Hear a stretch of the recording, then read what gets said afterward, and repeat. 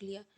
निरोग्लिया क्या होता है? न्यूरॉन मतलब न्यूरो मतलब न्यूरॉन और ग्लिया मतलब ग्लू, ठीक है, जो कि न्यूरॉन्स को आपस में जोड़ के रखता है ना, ग्लू की तरह, जैसे ग्लू जोड़ती है ना चीज़ों को, वैसे ही निरोग्लिया भी दो न्यूरॉन्स को जोड़ के रखता है।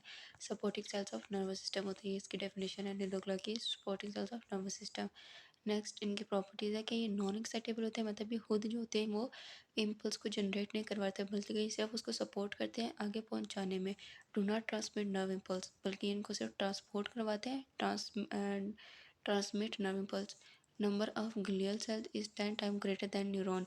अब ये ग्लियल सेल्स जो है ना, ये जो सपोर्ट करते हैं वो 10 टाइम ज़्यादा होते हैं देन द न्यूरॉन, जो कि ट्रांसमिट करते हैं। ट्रांसमिट करने वाले से उनको जोड़ने वाले ज़्यादा होते हैं, 1:1।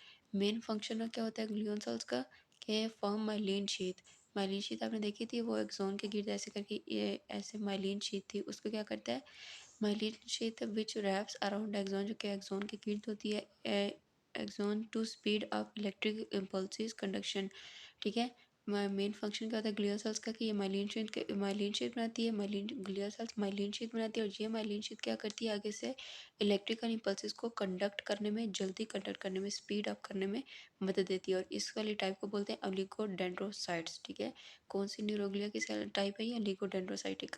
फिर है provide nutrition to neuron, neuron को न्यूट्रिशन प्रोवाइड करता है, उसको जिंदा रखता है, वो न्यूट्रिशन एंड ऑक्सीजन, ये भी ग्लियल सेल्स का काम होता है। फिर भी डिस्ट्रॉय पैथोजन, जो भी उसके ऊपर पैथोजेंस होते हैं जो कि न्यूरॉन्स को डैमेज कर सकते हैं, उसकी प्रोटेक्शन करवाता है कौन? न्यूरोग्लिया, जिसको बोलते हैं माइक्रोग्लियन ग्लियल सेल्स। फिर provides a supportive structure, neuroglia जो होता है ना वो सपोर्टिव स्ट्रक्चर भी बनाता है, on which neurons can sit, जिसके ऊपर न्यूरॉन्स बैठ सकते हैं, मतलब उसके ऊपर न्यूरॉन्स डिपेंड कर सकते हैं, उसके ऊपर होल्ड करके रखता है न्यूरॉन्स को। मेंटेन होम्योस्टेसिस, अब होम्योस्टेसिस मतलब टेम्परेचर मेंटेनेंस, न्यूरॉन्स की जो टेम्परेचर मेंटेनेंस भी कौन करता है? Neuroglia cells. नर्वस सिस्टम का टेम्परेचर कौन मेंटेन रखता है? Neuroglia. Next play role in synapse, synapse बनाता है, मतलब दो न्यूरॉन्स के दरमियान का जो रिलेशन होता है वो भी कौन बनाता है? न्यूरोग्लिया, जिसको हम क्या बोलते हैं? Astrocytes. Repair of neuron after injury, जब भी हमें कोई इंजरी हो जाती है, जैसे हाथ जल गया, तो इसके अंदर वो जो थे सेंसरी रिसेप्टर्स थे वो डैमेज हो गए, सेंसरी न्यूरॉन अफेक्ट हुई, तो उसकी रिपेयरिंग में कौन मदद करेगा? न्यूरोग्लियन सेल्स, और इसको हम बोलते हैं Schwann cells. Next types of neuroglial cells, दो तरह की टाइप्स होती हैं, एक होती है सेंट्रल न्यूरोग्लियन सेल्स और एक होता है पेरिफेरल न्यूरोग्लियन सेल्स। सेंट्रल न्यूरोग्लियन सेल्स जैसे सीएनएस और पीएनएस होता है ना, वैसे सी सेंट्रल न्यूरोग्लियन सिस्टम और पेरिफेरल न्यूरोग्लियन सिस्टम है।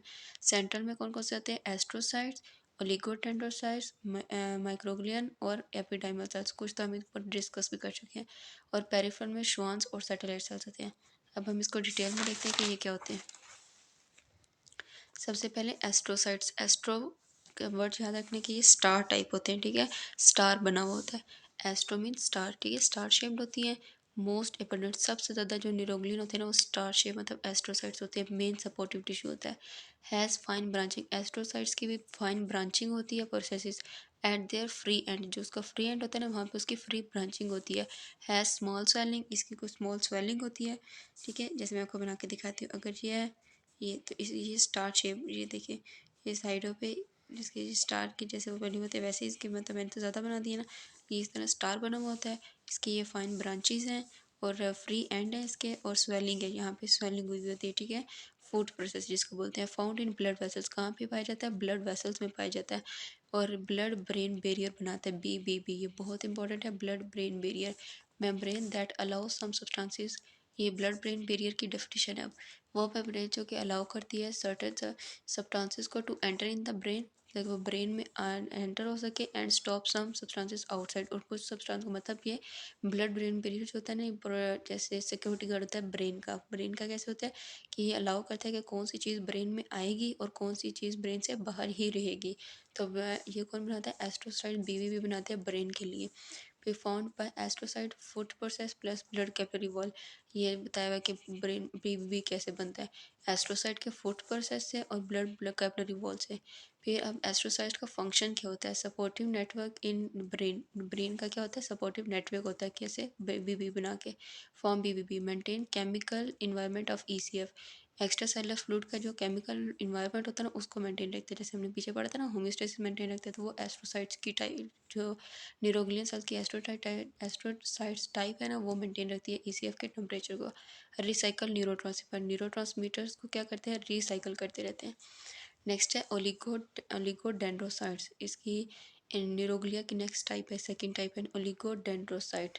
ठीक है, अब डेंड्रोसाइट से याद रखना कि एक्सोन, मतलब ये अगर डेंड्राइट्स हैं, ये ऊपर डेंड्राइट्स हैं, ठीक है, ये यहाँ पे सेल बॉडी पड़ी हुई होगी, ये सेल बॉडी है, नीचे जो है ये एक्सोन नीचे की तरफ आ रहे हैं। ठीक है, अब ये एक्सोन के बारे में, ओलिगोडेंड्रोसाइट इस एक्सोन के बारे में जिसमें माइलिन शीथ होती है। स्मॉलर देन एस्ट्रोसाइट्स, एस्ट्रोसाइट से छोटे होते हैं। ठीक है, found in clusters along the length of myelin sheath. Myelin sheath जो थी ना, ये देखिए यहाँ पे माइलिन शीथ मैंने बताई थी ना, एक्सोन के साथ साथ होती है। माइलिन शीथ में क्लस्टर्स बना रहे होते हैं, small supportive network of neuron, neuron का सपोर्ट स्ट्रक्चर होता है। नेक्स्ट है माइक्रोग्लिया। जैसे कि माइक्रोग्लिया माइक्रो ऑर्गेनिज्म, माइक्रोग्लिया, ठीक है, माइक्रोग्लिया नाम से पता चल रहा है कि ये माइक्रो ऑर्गेनिज्म को किल करेगा। स्मॉलेस्ट न्यूरोग्लियल सेल्स, ये भी पेपर में आता होता है कि स्मॉलेस्ट कौन सा और लार्जेस्ट कौन सा। सबसे ज़्यादा होते हैं एस्ट्रोसाइट्स, और माइक्रोग्लिया जो होते हैं वो स्मॉलेस्ट न्यूरोग्लियल सेल्स होते हैं। डिराइव फ्रॉम मोनोसाइट्स, मोनोसाइट से ही डिराइव हुए होते हैं, मतलब मोनोसाइट डब्ल्यूबीसीज की टाइप होती है जो कि मैक्रोफेजेस को किल करती होती है। फिर macrophages of CNS, phagocytic action. ठीक है, ये मैक्रोफेज करते हैं, जितने सीएनएस में जितने भी बैक्टीरिया होते हैं उनको किल करते हैं और फैगोसाइटिक एक्शन परफॉर्म करते हैं, न्यूरोग्लियल रिपेयर, और ये रिपेयरिंग का काम भी करते हैं। नेक्स्ट है एपिडाइमल सेल्स। एपिडाइमल सेल्स क्या करते हैं, forms epithelial lining of brain and spinal cord. Brain और स्पाइनल कॉर्ड की एपिथेलियल लाइनिंग बनाते हैं एपिडाइमल सेल्स।